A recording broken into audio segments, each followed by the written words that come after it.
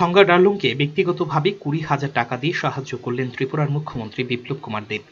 সোমবার সন্ধ্যায় মুখ্যমন্ত্রী বিপ্লব কুমার দেবের নিজ সরকারি বাসভবনে সৌজন্য সাক্ষাৎ করেন এবছর ত্রিপুরা থেকে পদ্মশ্রী প্রাপক থঙ্গা ডারলুং এর সঙ্গে।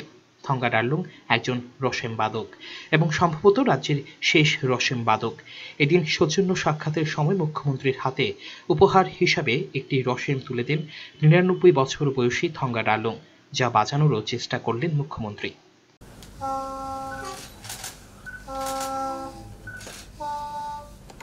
बजाता हूँ उसमें अच्छा से। একটু দেখ ট্রাই করা যায়।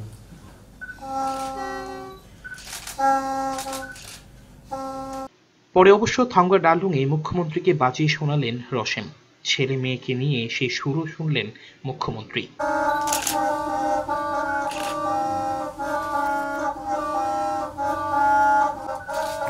अरुण थोड़ा आगे आ जाओ।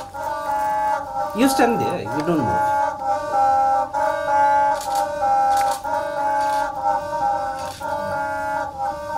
মুখ্যমন্ত্রীর ত্রাণ তহবিল থেকে থঙ্গা ডারলুংয়ের জন্য ১.৫ লক্ষ টাকা বরাদ্দ করা হয়েছে এবং প্রধানমন্ত্রী আবাস যোজনা থেকে এই শিল্পীকে একটি ঘরও তৈরি করে দেওয়া হবে বলে জানানো হয়েছে সরকারি তরফে।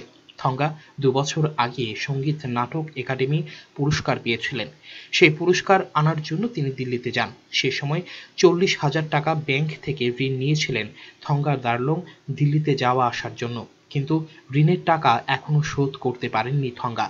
তা শুনে সোমবার রাতেই থঙ্গার হাতে ২০,০০০ টাকা তুলে দেন মুখ্যমন্ত্রী বিপ্লব কুমার দেব। थंगा डरलंग जी जो बांसुरी बजाता है तो वो बहुत सिर्फ हमारे यहाँ का आदिवासी लोग ही बजाता है। इनमें से आप अकेला व्यक्ति हैं और इन्होंने 6-7 आदमी को ट्रेनिंग दिलाने की कोशिश की, सिखाने की कोशिश की, किंतु सीख नहीं पाए।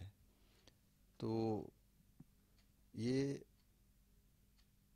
एक त्रिपुरा के बहुत बड़ी पहचान है ये, और मैं चाहता हूँ ये पहचान जैसे नरेंद्र भाई मोदी और केंद्र सरकार माननीय राष्ट्रपति जी ने उनको ढूंढ के निकाला, त्रिपुरा सरकार की तरफ से हमने भेजा उनका डिटेल्स, किंतु उसको छानबीन करके निकाला और उनको सम्मान देना, ये प्रधानमंत्री जी का नॉर्थ ईस्ट के प्रति जो ध्यान है और साथ ही साथ जो हमारे संस्कृति के प्रति ध्यान है, तो उसका